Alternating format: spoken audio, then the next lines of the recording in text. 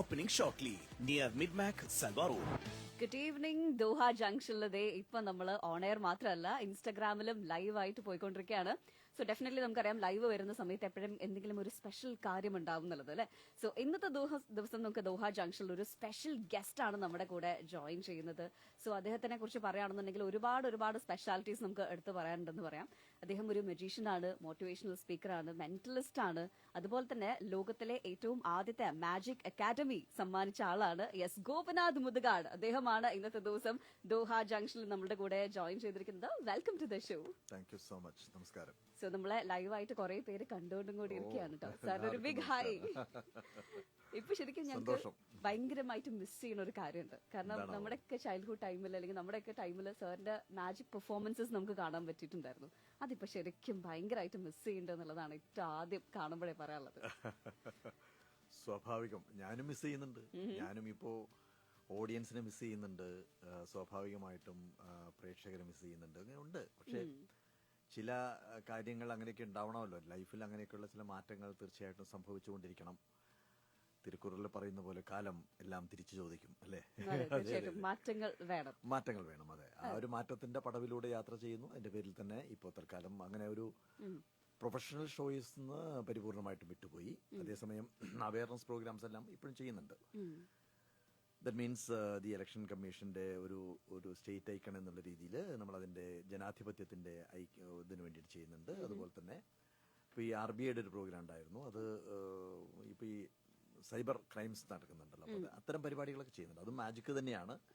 പക്ഷെ പ്രൊഫഷണലായിട്ട് പണ്ട് ചെയ്തിരുന്ന പോലെയുള്ള പട്ടുകുപ്പായവും തലപ്പാവും ഒക്കെ വെച്ചിട്ടുള്ള ട്രൂപ്പിനെയൊക്കെ കൊണ്ട് നടന്നിട്ടുള്ള ആ ഷോസ് എല്ലാം പരിപൂർണമായിട്ടും ഒരു 3-3.5 വർഷമായിട്ട് ഉപേക്ഷിച്ചു എന്നുള്ളതാണ് വാസ്തവം. സാറിന് ചെറുപ്പം തൊട്ടേ മാജിക്കിനോടൊരു ഇഷ്ടം ഉണ്ടായിരുന്നല്ലോ. അപ്പൊ എപ്പോഴാണ് ഇതൊരു സീരിയസ് കരിയർ ആക്കാം അല്ലെങ്കിൽ ഇതിലേക്ക് ശ്രദ്ധ കേന്ദ്രീകരിക്കാം, അങ്ങനെ ഒരു തോട്ട് എപ്പോഴാണ് വന്നത്? ഇല്ല, എല്ലാം വളരെ സ്ലോ ആയിട്ട് നടന്നൊരു പ്രോസസ്സാണ്. ഡ്രീം ഉണ്ടായിരുന്നു കുട്ടിക്കാലത്ത് തന്നെ. പഠിക്കാൻ തുടങ്ങുന്നത് 7ാമത്തെ വയസ്സിലാണ്. ആദ്യമായിട്ട് പെർഫോം ചെയ്യുന്നത് 10ാമത്തെ വയസ്സിലാണ്. ഗ്രാജുവേഷൻ കഴിഞ്ഞതിന് ശേഷമാണ് മാജിക്കിലേക്ക് പൂർണ്ണമായിട്ട് ഇറങ്ങണം എന്നുള്ളതും ഒരു ട്രൂപ്പ് ഉണ്ടാക്കണം എന്നുള്ളതൊക്കെ മോഹം ഉണ്ടാവുന്നത്. പക്ഷെ അതിനുശേഷം പിന്നെ അച്ഛൻ ബാംഗ്ലൂരിൽ LLBക്ക് കൊണ്ടുപോയി ചേർത്തു. 1 വർഷം അവിടെ പഠിക്കാൻ വിധിക്കപ്പെട്ടു. അതിനുശേഷം തിരിച്ച് നാട്ടിലേക്ക് വന്നു. അതിനുശേഷം പിന്നെ പൂർണ്ണമായിട്ട് മാജിക്കിലേക്ക് ഇൻവോൾവ് ചെയ്യാമെന്നുള്ളൊരു ഡ്രീം ഉണ്ടായി. പക്ഷെ അന്ന് മാജിക്കുകാർ പൊതുവെ ഇല്ല. അതുപോലെ തന്നെ സ്ട്രീറ്റിലാണ് മജീഷ്യൻസ് ഉള്ളത്. അപ്പോൾ ഒരു പ്രൊഫഷണൽ സ്റ്റൈലിൽ PC സർക്കാരൊക്കെ ചെയ്യുന്നത് പോലെയുള്ളൊരു ഷോസ് ഒന്നും കേരളത്തിൽ അത്ര ഉണ്ടായിരുന്നില്ല. അപ്പൊ ആ ഒരു കാലത്താണ് മാജിക്കിലേക്ക് വരണമെന്നുള്ളൊരു ഡ്രീം ഉണ്ടാവുകയും പതുക്കെയാണ് ഞാൻ വരുന്നത്. അത് ചെറിയ ഒരു 4 പേരുടെ ട്രൂപ്പ്, 10 പേരുടെ ട്രൂപ്പ് അങ്ങനെ ഉണ്ടായി അവസാനം നമ്മൾ മാജിക്കിൽ നിന്ന് വിട പറയുന്ന സമയത്തേക്ക് ഒരു 30-35 പേരുള്ള ട്രൂപ്പിനെയൊക്കെ നയിച്ചുകൊണ്ട് പോകുന്നൊരു സമയമായിരുന്നു. ആ സമയത്തൊരു വലിയ ഷോ ആയിരുന്നു. വലിയ ഷോ എന്ന് പറഞ്ഞാൽ നമ്മൾ ഒരു 2-2.5 മണിക്കൂർ സമയം 1 മിനിറ്റ് പോലും ഇടതടവില്ലാതെ നടത്തുന്ന ഒരു വളരെ ഫ്ലോ ആയിട്ടുള്ള ഒരു പ്രോഗ്രാം ആയിരുന്നു. എനിക്ക് തന്നെ എന്നോട് ഇഷ്ടം തോന്നിയ ഒരു സമയമായിരുന്നു. അതെ, ഞാൻ കൊള്ളാമെന്ന് മാത്രമല്ല എന്റെ ഷോയും കൊള്ളാമെന്ന് തോന്നിയിട്ടുള്ള ഒരു സമയമായിരുന്നു. അപ്പൊ ഈ മാജിക്കിന്റെ ലോകത്തില് സാറിന്റെ ഒരു ഇൻസ്പിറേഷൻ അല്ലെങ്കിൽ നമുക്കൊരു ഭയങ്കരമായിട്ടൊരു ആരാധന തോന്നിയിട്ടുള്ള ഒരാളുണ്ടാവില്ലേ? അങ്ങനെ തോന്നിയിട്ടുള്ളത് ആര്? 100% ഡേവിഡ് കോപ്പർഫീൽഡ് ആണ്. ഡേവിഡ് കോപ്പർഫീൽഡ് US-ലാണ്. ഇപ്പോഴും MGM തിയേറ്ററിനകത്ത് പെർഫോം ചെയ്യുന്ന മജീഷ്യനാണ്. എനിക്ക് അദ്ദേഹത്തിന്റെ ഷോ വലിയ ഇഷ്ടമാണ്. എനിക്ക് തോന്നുന്നൊരു 10-15 തവണ അദ്ദേഹത്തിന്റെ പ്രോഗ്രാം കണ്ടിട്ടുണ്ടാവും. വളരെ ക്ലോസ് ആണ്. ഇന്ത്യയിൽ അദ്ദേഹത്തിന്റെ ഒരു ഇന്റർവ്യൂ എനിക്ക് മാത്രമേ കിട്ടിയിട്ടുള്ളൂ. അത് മാതൃഭൂമിയിൽ 4 പേജ് അച്ചടിച്ച് വന്നൊരു ഇന്റർവ്യൂ ആയിരുന്നു സൺഡേയിൽ. ആൻഡ് ഹിസ് പെർഫോമൻസ് എന്ന് പറഞ്ഞു കഴിഞ്ഞാൽ സാധാരണ നമ്മൾ ചെയ്യുന്നതിൽ നിന്ന് വ്യത്യാസമായിട്ടൊരു പാട്ട് കേൾക്കുന്നതൊരു സുഖം നമുക്ക് അനുഭവിക്കാൻ സാധിക്കും. അതിനകത്ത് എന്തൊക്കെയോ സംതിങ് ഡിഫറെന്റ് ആയിട്ടുണ്ട്. അദ്ദേഹത്തിന്റെ ഒരു പ്രസന്റേഷനകത്തുള്ള ഒരു റൊമാൻറ്റിക് സ്റ്റൈലിലുള്ള പ്രസന്റേഷൻ, അദ്ദേഹത്തിന്റെ മൂവ്മെന്റ്സ്, അദ്ദേഹത്തിന്റെ എവറിത്തിങ് ടോട്ടലി ഡിഫറെന്റ് ആണ്. കണ്ടാലും മതിതീരാത്ത ഒരു മഴവില്ല് കാണുന്ന സൗന്ദര്യത്തോടു കൂടിയിട്ട് ഇങ്ങനെ നോക്കി നിൽക്കാൻ സാധിക്കുന്ന ഒരു കാഴ്ചയാണ് ശരിക്കും ഡേവിഡ് കോപ്പർഫീൽഡിന്റെ ഷോ എന്ന് പറയാം. അദ്ദേഹം തന്നെയാണ് അന്നും ഇന്നും എന്നും എന്റെ ആരാധനാ പുരുഷൻ എന്ന് പറയാം. നേരത്തെ നമ്മൾ പറഞ്ഞ പോലെ തന്നെ വേൾഡിലെ ഫസ്റ്റ് മാജിക് അക്കാദമി, അങ്ങനെ ഒരു തോട്ട് എപ്പോഴാണ് വന്നത്? മാജിക് അക്കാദമി ഓരോന്നിനും ഓരോ നിമിത്തം എന്ന് തന്നെ പറയാം. ഞാൻ ഒരു തവണ പുത്തരിക്കണ്ടം മൈതാനത്ത് ഒരു പ്രൊപ്പല്ലർ എസ്കേപ്പ് ആക്ട് പെർഫോം ചെയ്തപ്പോഴാണ് അത് ഫ്ലോപ്പായി, അത് പരാജയപ്പെട്ടു പോയി. ആ പരാജയത്തിന്റെ തുടർച്ചയായിട്ട് നാടുവിടേണ്ട സിറ്റുവേഷൻ വന്നു.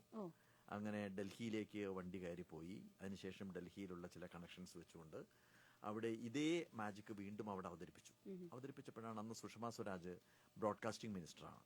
അപ്പൊ അവര് തന്നൊരാശയത്തിന്റെ അടിസ്ഥാനത്തിലാണ് പിന്നീട് വിസ്മയ ഭാരതയാത്ര എന്ന് പറയുന്ന ഒരു ഭാരതയാത്ര ഫോം ചെയ്യുന്നത്.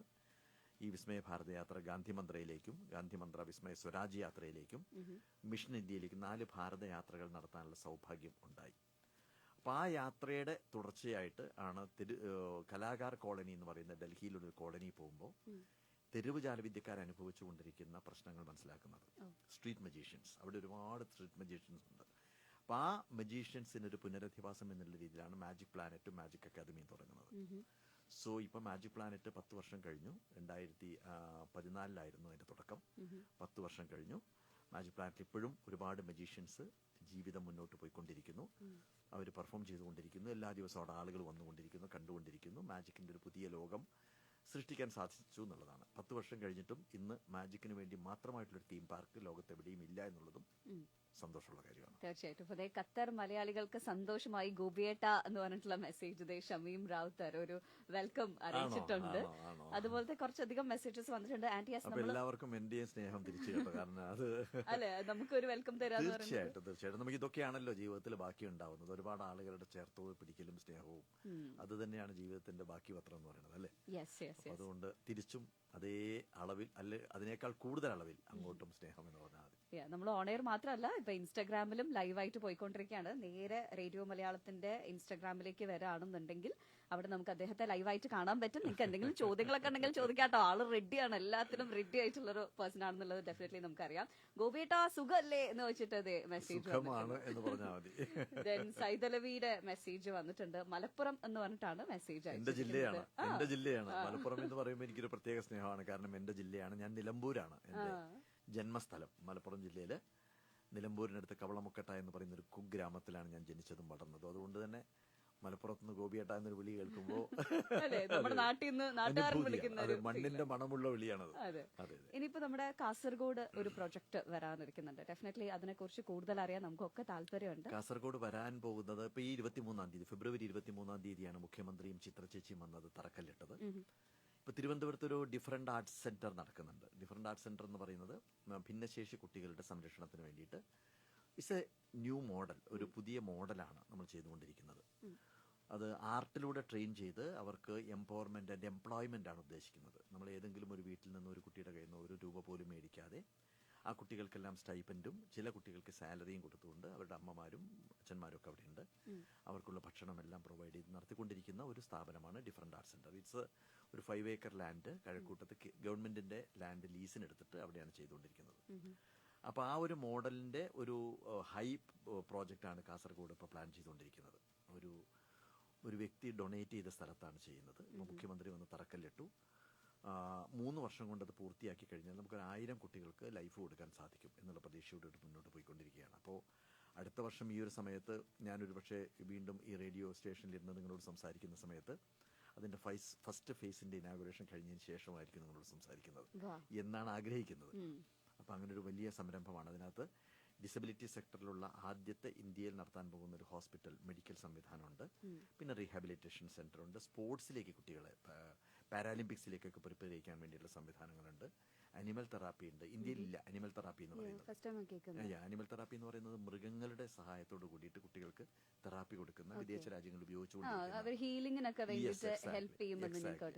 അപ്പൊ അത്തരത്തിലുള്ള നൂതനമായിട്ടുള്ള സംരംഭങ്ങൾ ഉപയോഗിച്ചുകൊണ്ടുള്ളൊരു ഹ്യൂജ് പ്രോജക്റ്റാണ് ചെയ്യുന്നത്. 20 ഏക്കേഴ്സ് ലാൻഡ് ഉണ്ട്. ഇപ്പോൾ ഒരു 10 ഏക്കർ കൂടി എടുത്തിട്ടുണ്ട്. ഇതൊക്കെ ഞാൻ പറയുന്നത് എൻ്റെ അല്ല കേട്ടോ. കാരണം ഇതൊരു ചാരിറ്റബിൾ സൊസൈറ്റിയാണ്.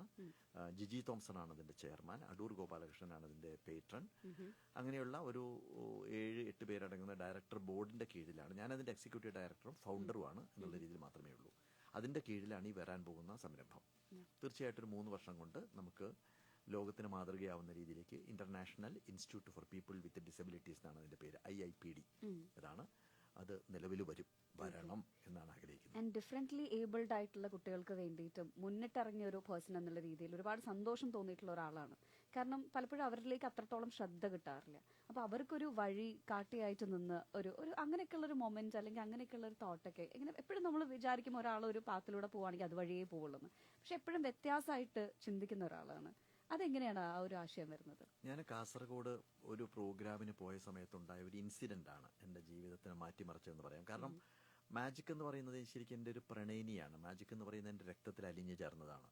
പറഞ്ഞല്ലോ, 10ാമത്തെ വയസ്സ് മുതൽ മാജിക്കിനെ സ്നേഹിച്ചു തുടങ്ങി. 45 വർഷം മാജിക്കിൽ നിന്ന് ഏകദേശം ഒരു 56 രാജ്യങ്ങളിൽ മാജിക്കുമായിട്ട് സഞ്ചരിച്ച് മാജിക്കിന് കിട്ടാവുന്ന ഏറ്റവും വലിയ ബഹുമതിയായിട്ടുള്ള മെർലിൻ അവാർഡ് എന്ന് പറഞ്ഞ ഇറ്റ്സ് ഈക്വൽ ടു ഓസ്കർ, അത് വരെ കിട്ടി. ജീവിതത്തിൽ അവസാന ഘട്ടം വരെ സ്റ്റേജിന്റെ മേളിൽ കുഴഞ്ഞു വീണ് മരിക്കുന്ന നിമിഷം വരെ മാജിക് കാണിക്കണം എന്ന് മോഹിച്ച ഒരാളാണ് ഞാൻ.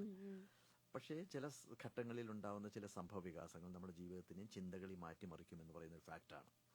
ആ ഒരു അവസ്ഥയിലാണ് കാസർഗോഡ് ഒരു പ്രോഗ്രാമിന് പോയ സമയത്തുണ്ടായ ചില നിമിഷങ്ങൾ, ഒരു അമ്മ പറഞ്ഞ ചില വാക്കുകൾ, അതിന്റെ അടിസ്ഥാനത്തിൽ ചിന്തകൾ മാറി മറിയുകയും കുട്ടികളെ മാജിക്ക് പഠിപ്പിച്ച് തുടങ്ങാമെന്നൊരു മോഹം ഉണ്ടാവുന്നത്. അപ്പോൾ ചിന്തിക്കുന്ന എന്താണ്, ഈ കുട്ടികളെ മാജിക്ക് പഠിപ്പിച്ച് ഓട്ടിസമോ സെറിബ്രൽ പൾസി ഉള്ള ഒരു കുട്ടി മാജിക്ക് കാണിക്കുമ്പോൾ അമ്മയ്ക്ക് ഉണ്ടാവുന്ന ഒരു സന്തോഷം, അച്ഛനുണ്ടാവുന്ന ഒരു സന്തോഷം. പക്ഷേ ഇന്ന് മനസ്സിലാക്കേണ്ടത് ആ കുട്ടികൾ അവിടെ ശമ്പളം മേടിക്കുന്ന എംപ്ലോയീസ് ആയിട്ട് ആ കുട്ടികളെ മാറ്റിയെടുക്കാൻ സാധിച്ചു എന്നുള്ളതാണ്. അപ്പോഴാണ് ഈ കുട്ടികൾക്ക് വന്ന മാനസികമായിട്ടുള്ള മാറ്റം മനസ്സിലാക്കി നമ്മൾ പുതിയൊരു സെന്റർ, ഡിഫറൻറ്റ് ആർട്സ് സെന്റർ തുടങ്ങുന്നതും അതിലൂടെ കുട്ടികളെ വളർത്താൻ വേണ്ടി ശ്രമിക്കുന്നത്. പക്ഷേ സ്വാഭാവികമായിട്ട് കഴിഞ്ഞ വർഷമൊക്കെ ഞാൻ ഈ സമയത്തൊക്കെ വലിയ ബുദ്ധിമുട്ടിലായിരുന്നു. സോഷ്യൽ മീഡിയയുടെ ശക്തമായിട്ടുള്ള അറ്റാക്ക് എനിക്കെതിരെ ഭയങ്കരമായിട്ട് വന്നു. കാസർഗോഡ് പ്രോജക്റ്റിനെ തകർക്കാൻ വേണ്ടിയിട്ടുള്ള ഗൂഢമായിട്ടുള്ള ശ്രമങ്ങൾ നടന്നു. പക്ഷേ നമ്മൾ സത്യത്തിന്റെ പാതയിലൂടെ മുന്നോട്ട് പോയി കഴിഞ്ഞാൽ ഞാൻ എല്ലാം ത്യജിച്ച ഒരാളാണ്. കാരണം ഞാൻ മാജിക് കൊണ്ടുണ്ടാക്കിയ മുഴുവൻ കാര്യങ്ങളും ഇതിനകത്തേക്ക് കൊടുത്ത് വളരെ വൃത്തിയായിട്ട് ജീവിക്കുന്ന ഒരാളാണ്. അപ്പോൾ സ്വാഭാവികമായിട്ടും അതൊക്കെ ഉണ്ടാകുമ്പോൾ നമ്മൾ അതിനകത്ത് ഫൈറ്റ് ചെയ്ത് തോൽപ്പിക്കുക മാത്രമേ വഴിയുള്ളൂ. ഞാനിത് കേട്ടുകൊണ്ടിരിക്കുന്നവരോട് പറയാനുള്ളത് അതാണ്. കാരണം ജീവിതത്തിൽ വെല്ലുവിളികൾ നേരിടാത്ത നിമിഷം നമ്മൾ മരിച്ചു പോകുന്നു എന്നുള്ളതാണ് ബർണാഡ് ഷാ പറഞ്ഞിരിക്കുന്നത്. ജീവിതത്തിൽ വെല്ലുവിളികൾ ഉണ്ടാവും. ആ വെല്ലുവിളികൾ ഉണ്ടാവുമ്പോൾ അതിനെ ചവിട്ടിത്തെറിപ്പിച്ച് മുന്നേറാനുള്ള ചങ്കൂറ്റം ഉണ്ടാവുക, നമ്മൾ പോകുന്ന വഴി സംശുദ്ധമാണെന്നുള്ള ബോധ്യം നമുക്കുണ്ടാവുക. ഇത്രമാത്രം ചെയ്തു കഴിഞ്ഞാൽ ലോകം നമ്മളുടെ കൂടെ ഉണ്ടാവും. അതുകൊണ്ട് തന്നെയാണ് ഇപ്പോൾ കാസർഗോഡ് പ്രോജക്റ്റ് ശക്തമായിട്ട് മുന്നോട്ട് കൊണ്ടുപോകാൻ വേണ്ടി ആഗ്രഹിക്കും. ഇപ്പോൾ ഖത്തറിൽ വന്ന സമയത്തും ഒരുപാട് ആളുകളുടെ സ്നേഹം ചേർത്ത് പിടിക്കാൻ സാധിച്ചു എന്നുള്ളതാണ് സന്തോഷം. ഇവിടെ കുറെ മെസ്സേജസ് വന്നിട്ടുണ്ട്. കണ്ടു കഴിഞ്ഞാൽ സാറിന് സന്തോഷം അവിടെ അത്രയും മെസ്സേജസ് വന്നിട്ടുണ്ട്. നല്ലൊരു മനുഷ്യനാണ് മുതുകാട് സാർ എന്ന് പറഞ്ഞിട്ടൊരു മെസ്സേജ് അബ്ദുള്ള വായിച്ചിട്ടുണ്ട്. അതുപോലെ തന്നെ നമ്മുടെ നാട്ടുകാരനാണ്, എപ്പോ എത്തി അറിഞ്ഞില്ലല്ലോ എന്ന് ചോദിച്ചിട്ട് ജനീഷിന്റെ മെസ്സേജ് വന്നിരിക്കുന്നു. പിന്നെ ഞാൻ നേരിട്ട് കണ്ടിട്ടുണ്ട്, ഗോപിയേട്ടന്റെ മാജിക് ഞാൻ കണ്ടിട്ടുണ്ട് എന്ന് പറഞ്ഞിട്ട് റാഫിയുടെ മെസ്സേജ് ഉണ്ട്. പിന്നെ അതുപോലെ തന്നെ convey my regards to him please, we really miss our old show, your old shows and TV shows now എന്ന് പറഞ്ഞിട്ട് അഞ്ജൂസിന്റെ മെസ്സേജ് വന്നിട്ടുണ്ട്. എനിക്ക് തോന്നുന്നു ഇത് നിരവധി ആൾക്കാർ പറയണ്ടാവും അല്ലേ, ഷോ മിസ് ആവുന്നുണ്ട്. ഞാൻ പറഞ്ഞല്ലോ, ചിലപ്പോൾ നമുക്ക് തന്നെ, എനിക്ക് തന്നെ അതൊരു വല്ലാത്തൊരു വിഷമം പലപ്പോഴും തോന്നാറുണ്ട്. ഞാൻ ഓപ്പണായിട്ട് പറയുകയാണ്, ഞാനിപ്പോഴും ഈ പഴയ മാജിക്കിന്റെ ഉപകരണങ്ങളെല്ലാം അവിടെ പൊടി പിടിച്ച് കിടക്കുന്ന സ്ഥലത്ത് പോകുമ്പോഴേ പഴയ വീഡിയോസ് എല്ലാം കാണുമ്പോൾ നമുക്ക് വലിയ വിഷമം തോന്നും. അത് സ്വാഭാവികമാണ്. പക്ഷേ നമ്മൾ ഇപ്പൊ ചെയ്യുന്നതും അതും തമ്മിൽ ഒരുപാട് വ്യത്യാസമുണ്ട്. അന്ന് ഷോ ചെയ്യുന്ന സമയത്ത് ഓഡിയൻസിന്റെ കയ്യടിയും കൈനിറയെ പണവും ആയിരുന്നു അന്നുണ്ടായിരുന്നത്. പക്ഷേ ഇതിനേക്കാൾ കൂടുതൽ ഇപ്പൊ നമ്മൾ ചെയ്തുകൊണ്ടിരിക്കുന്ന കാര്യം എന്ന് പറയുന്നത് ഒരുപാട് ജീവിതങ്ങളിലേക്ക് നമ്മൾ കടന്നു ചെല്ലുകയാണ്. ആ അമ്മമാർക്കുണ്ടാവുന്ന അല്ലെങ്കിൽ അച്ഛന്മാർക്കുണ്ടാവുന്ന സഫലത അല്ലെങ്കിൽ അവർക്കുണ്ടാവുന്ന സന്തോഷം ഇതാണ്. പിന്നെ നമ്മളെ കൊണ്ട് എപ്പോഴും ചെയ്യാൻ സാധിക്കുന്നത് പുതിയൊരു മോഡൽ നമുക്ക് സൃഷ്ടിക്കാൻ സാധിക്കുക, ഈ ഒരു ഇതിനോട് കുട്ടികളെ എംപവർ ചെയ്യാൻ സാധിക്കുക. ഇതൊരു ന്യൂ മോഡലാണ്. ആ ന്യൂ മോഡൽ നമുക്ക് ലോകത്തിന് പ്രസന്റ് ചെയ്യാൻ സാധിച്ചു കഴിഞ്ഞ് ഈ ഭൂമിയിൽ നിന്ന് പോകാൻ സാധിച്ചു കഴിഞ്ഞാൽ അത് പിന്നെ ചരിത്രത്തിന്റെ ഭാഗമായിട്ട് മാറും. അപ്പോൾ അതുകൊണ്ടാണ് ഈ ഒരു മേഖലയിൽ 100% ജീവിതം സമർപ്പിക്കാൻ വേണ്ടി തീരുമാനിച്ചത്. ഇവിടെ വലിയൊരു റിക്വസ്റ്റ് വന്നിട്ടുണ്ട്, എന്നെ ഒരു പൂച്ചയാക്കി മാറ്റാൻ പറ്റുമോ ചോദിച്ചിട്ട് ഇവിടെ ഒരു മെസ്സേജ് വന്നിട്ടുണ്ട്. പൂവാക്കി മാറ്റാന്ന് പറയും, പൂച്ചയാക്കണ്ട അല്ലേ? ഓൾറൈറ്റ്. ഇനി ചോദിക്കാനുള്ളൊരു കാര്യം, ഇപ്പൊ എനിക്ക് തോന്നുന്നു ഓൾമോസ്റ്റ് സോഷ്യൽ മീഡിയ ഒക്കെ സ്ക്രോൾ ചെയ്യുന്ന സമയത്ത് നമുക്കൊക്കെ തോന്നുന്ന ഒരു സംശയമാണ്, കുറെ മെന്റലിസ്റ്റുകളുണ്ട്, അത് എനിക്കും ആക്ച്വലി അറിയാൻ ഭയങ്കര ക്യൂരിയോസിറ്റി ഉണ്ട്. അവര് വരുന്നു, കുറച്ചു നേരം എന്തൊക്കെയോ പറയുന്നു, ടക്ക് എന്ന് പറയുന്നു, പിന്നെ ഇത് നോക്കൂ, ഇത് പാമ്പായിട്ട് കാണുന്നില്ലേ, അല്ലെങ്കിൽ ഇത് ഇന്ന ആളായിട്ട് കാണുന്നില്ലേ എന്ന് പറയുമ്പോഴത്തേക്ക് അവർ അതേപോലെ പറയുന്നു, സംസാരിക്കുന്നു. അപ്പൊ ശരിക്കും ഇത് ഉള്ളതാണോ, ഇങ്ങനെ നടക്കുവോ, ഇത് ഇവർ ആക്ട് ചെയ്യണതാണോ, എന്താ നമുക്കൊരു ഐഡിയ കിട്ടുന്നില്ല. അപ്പോൾ സാർ എന്താണെങ്കിലും മെന്റലിസത്തിലും ഉള്ള ഒരാളാണല്ലോ, അപ്പൊ എന്താണ് ഇതിന്റെ ശരിക്കുമുള്ള സത്യം? അതിന്റെ സത്യം എന്താണെന്ന് വെച്ചാൽ, മെന്റലിസം എന്ന് പറയുമ്പോൾ സ്വാഭാവികമായിട്ടും നമ്മുടെയൊക്കെ മനസ്സിലുണ്ടാവുന്നത് മറ്റൊരാളുടെ മനസ്സ് വായിക്കാം എന്നുള്ളതാണ്, അല്ലെ? ഇംപോസിബിൾ. വേറൊരാളുടെ മനസ്സ് വായിക്കാനുള്ള ഒരു മാജിക്കും ലോകത്ത് ഇന്ന് വരെ ഉരുത്തിരിഞ്ഞിട്ടില്ല.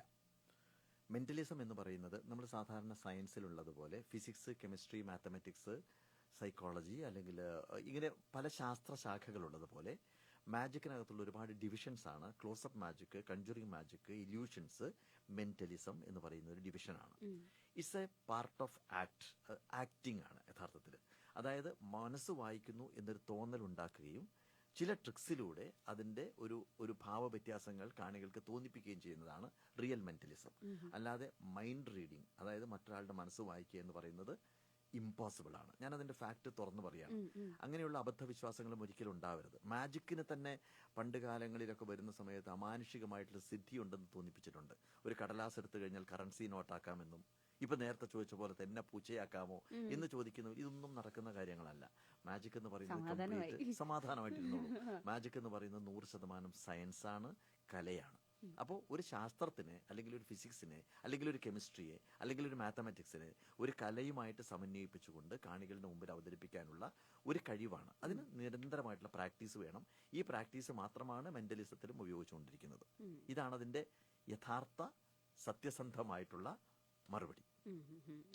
ഇത് എന്റെ നാട്ടുകാരനാണ്, നല്ലോണം ഉഷാറായിട്ട് ട്രീറ്റ് ചെയ്തിട്ടേ ഇവിടെ നിന്ന് വിടാവുള്ളൂ പാർവതി.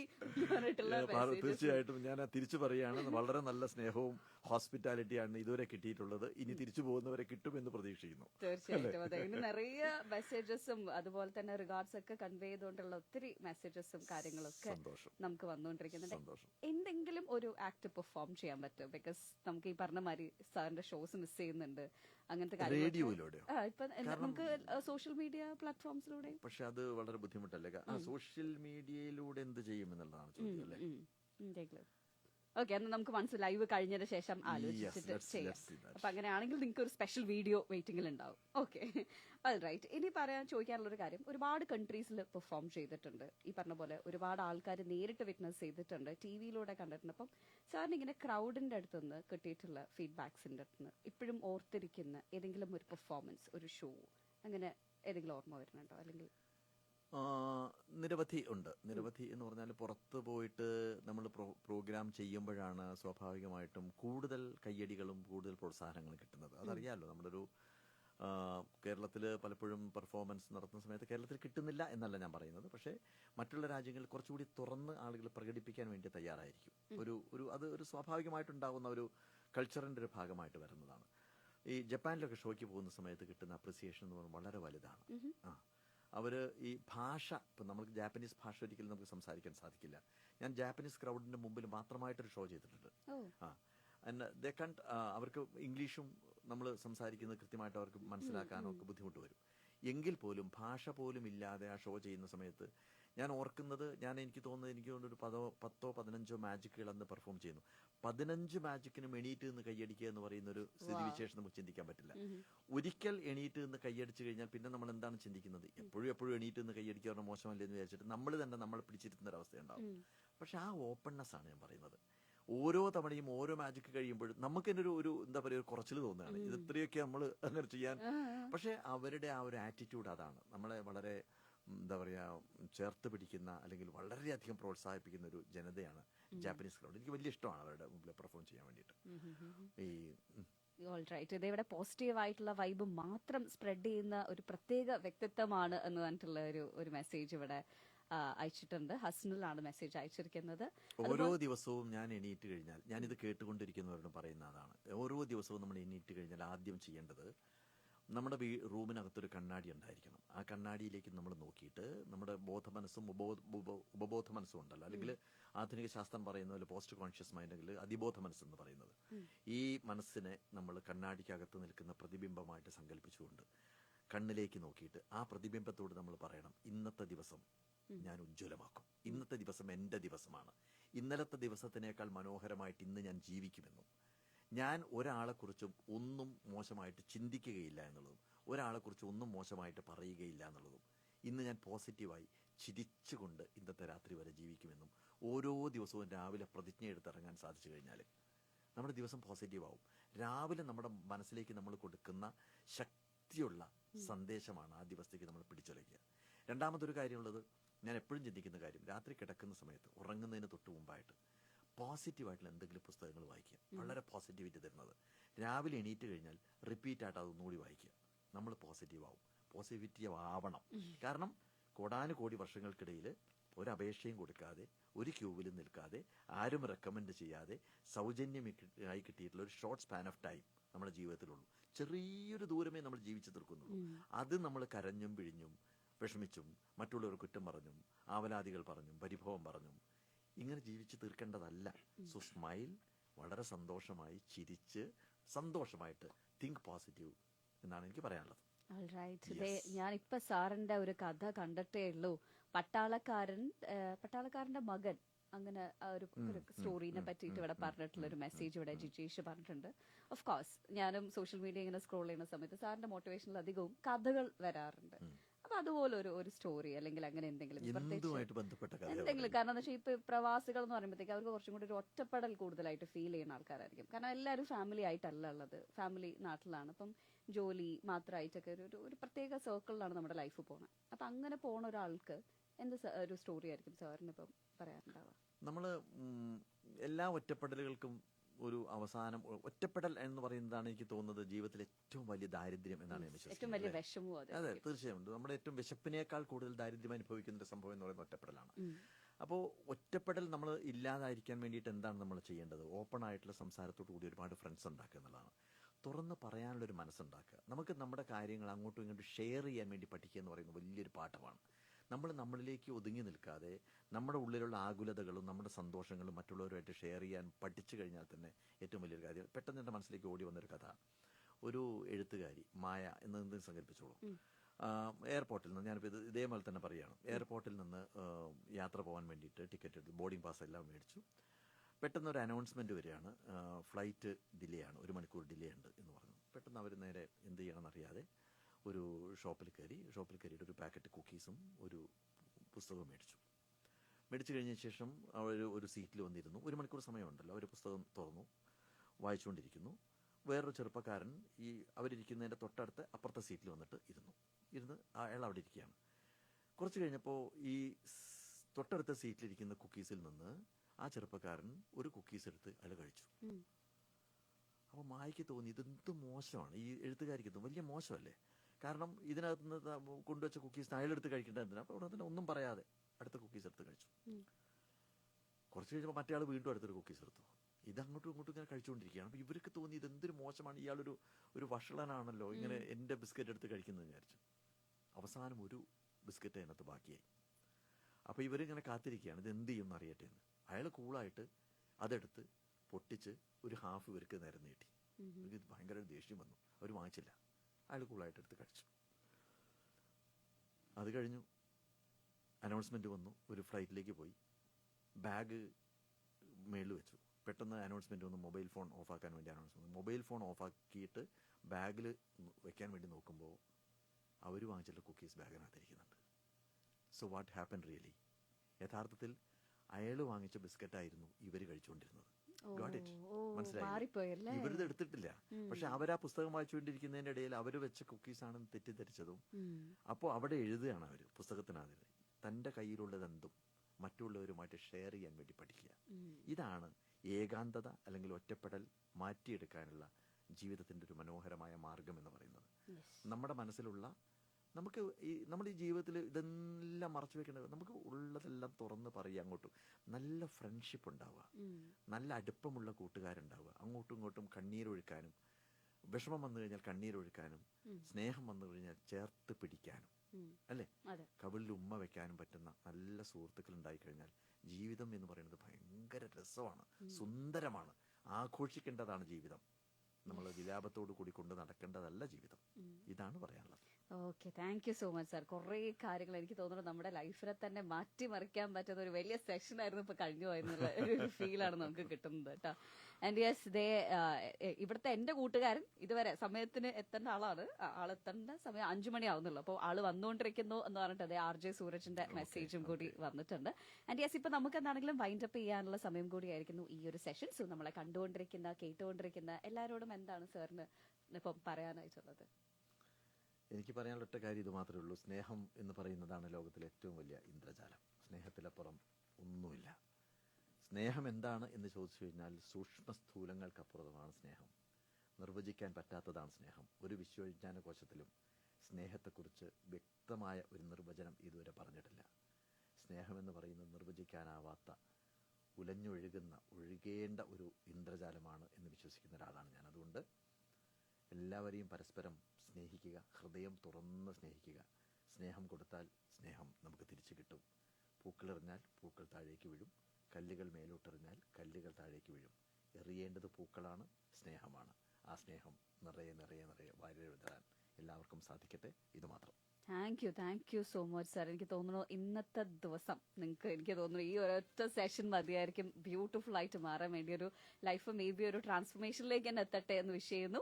ആൻഡ് യെസ്, ഇനി ബാക്കിയുള്ള വിശേഷങ്ങളും അപ്ഡേറ്റും ഒക്കെ ആയിട്ട് നമുക്ക് വരാം. കേട്ടോണ്ടിരിക്കും radio Malayalam 98.6 FM with me Parvathi.